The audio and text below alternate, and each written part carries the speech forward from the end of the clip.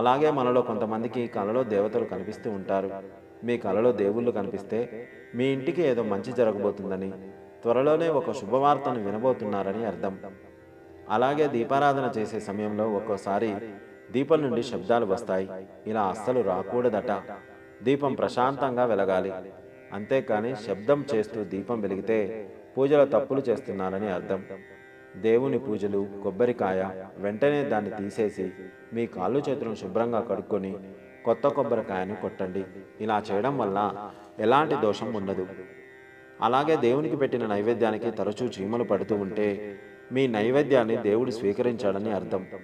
మీ ఇంట్లో ఒకే చోట 3 బల్లులు కనిపిస్తే మీ ఇంట్లోకి లక్ష్మీదేవి రాబోతుందని అర్థం.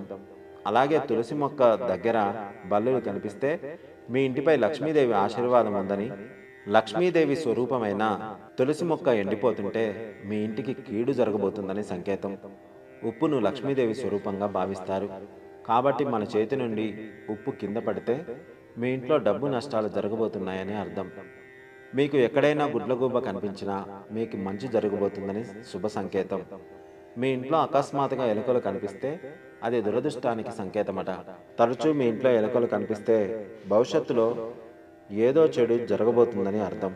సర్వేజన సుఖినో భవంతు.